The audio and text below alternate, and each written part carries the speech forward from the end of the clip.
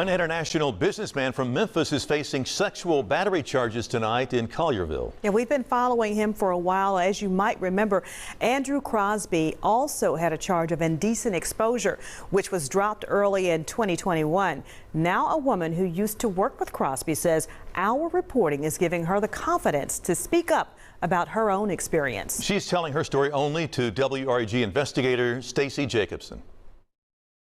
In 2020, Andrew Crosby was accused of indecent exposure after a claim of masturbating in front of a teenager. The suspect was in his own home on private premises. Those charges were dropped earlier this year because Crosby's actions were not against Tennessee law. More recently, a grand jury indicted Crosby for 2 counts of unlawfully engaging in sexual contact.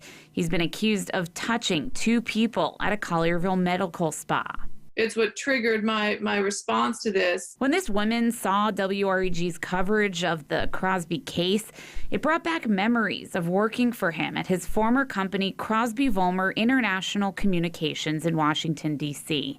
She spoke to us on the condition we don't show her face or use her name. I was hired primarily to build the Hispanic outreach strategy and help with multicultural communities to help deliver the message. And so I was really excited. But she says that excitement changed when she experienced the workplace culture. In 2011, she filed a complaint with the Equal Employment Opportunity Commission, citing concerns of sexual harassment and retaliation. And being the oldest, most senior female in the office, I began to receive a lot of complaints about underage interns feeling uncomfortable by the partners. In her complaint, she detailed an out-of-town business trip with Crosby.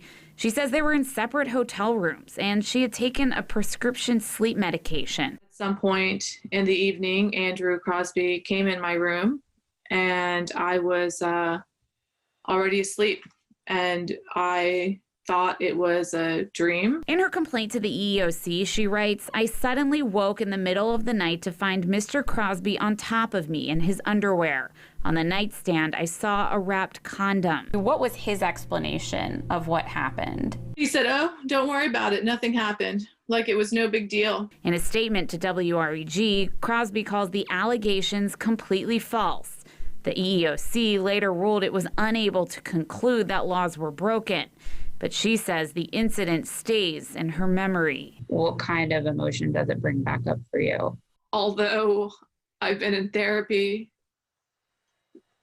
for the last 12 years, it's just such a violation. And she says it all came rushing back when she saw what prosecutors say happened in Memphis last year. So proud of the young girl to come forward and to have her parents believe her. She really inspired me to tell my stories. I'm sick to my stomach that in 2010, I complained to the EEOC, I complained in my resignation letter, I complained to attorneys, and nothing happened to these men.